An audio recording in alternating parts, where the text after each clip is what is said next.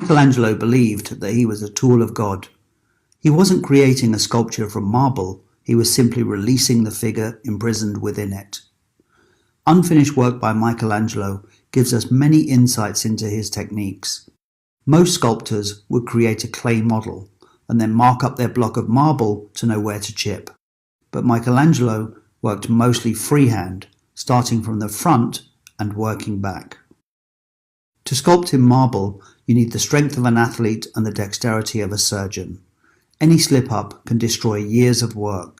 Michelangelo would start by what is called roughing out, taking the bulk of the weight off with a point chisel and a large mallet, for getting it down to the general shape of the sculpture.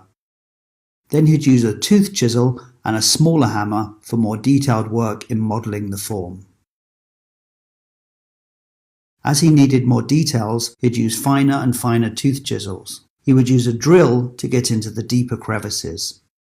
Then he would refine, using various smaller tools, followed by finishing the surface with a tool like the rasp, a sort of file. Finally, he would polish the statue using abrasive pumice stones, and then leather until it is smooth and glossy. If we look at his unfinished work here, we can clearly see the sculpture emerging from the stone.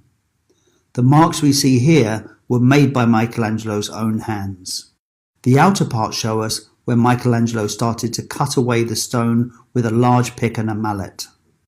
And in this area, we can clearly see he has used a tooth chisel. Here on the chest, we see even more detail and the marks of fainter, where he has used much finer tools. Michelangelo was 26 when he was asked to sculpt a colossal statue of the biblical hero David, to be placed on the roof of the cathedral in Florence, 80 meters above street level. Only 2 years before, he had carved the achingly beautiful Pieta in Rome, and he was already considered a master. He was asked to use an old block of marble already owned by the cathedral that had been sitting around for 50 years. 2 other sculptors had attempted to use it, but the marble was flawed and considered too narrow to produce a successful figure. One sculptor had even carved a large hole out between what were to have been the legs of his figure. But where others saw flaws, Michelangelo saw opportunity. Because of the shape of the marble, Michelangelo had to be precise. There was no room for maneuver. David had to look to the side as there wasn't enough marble to have him facing forward. David had to be in the contrapposto position so that his legs would fit around the large hole already